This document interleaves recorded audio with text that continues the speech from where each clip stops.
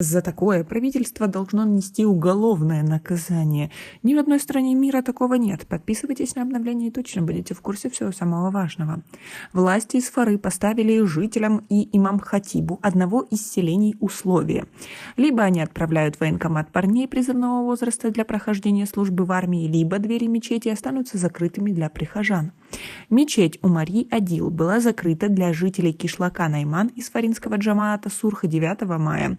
Глава сельской общины Найман Рафиджон Рауфов подтвердил, что мечеть была закрыта, и сообщил, что 12 мая во время пятничной молитвы священнослужители призвали прихожан отправить своих сыновей в армию. По его словам, большая часть молодых людей призывного возраста из этого джамаата находится на заработках в России. Родителям сообщили, чтобы их сыновья, которые находятся в России, вернулись на родину и отслужили, и потом они смогут свободно посещать мечеть. Сегодня священнослужители были приглашены по этому поводу на собрание в Хукумат, сказал Рафиджон Рауфов.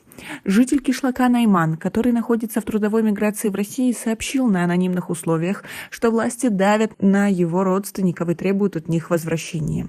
Молодой человек сказал, что он только нашел хорошую работу и не хочет упускать возможности достойного заработка, так как от этого зависит благополучие его семьи в Таджикистане. Власти официально каких-либо разъяснений по поводу закрытия мечети и давления на родителей молодых людей призывного возраста в Исфаре не дают. Это уже не в первый раз в регионах Таджикистана власти прибегают к действенному, по их мнению, методу, закрывают мечети, требуя при этом, чтобы молодые люди пошли служить. Похожие случаи произошли месяц назад в Пиджикенте и Рашидском районе. Ежегодно власти рапортуют об увеличении добровольцев в рядах новобранцев, но продолжающиеся случаи облавы и давления на родителей молодых людей ставят под сомнение эти заявления. Жители также говорят, что информация об избиении молодых солдат старослужащими, а также сообщения о смерти срочников в войсковых частях вызывают у них опасения и сомнения при отправке своих сыновей на срочную службу в армию. Как вы относитесь к такому методу привлечения молодых людей в армию?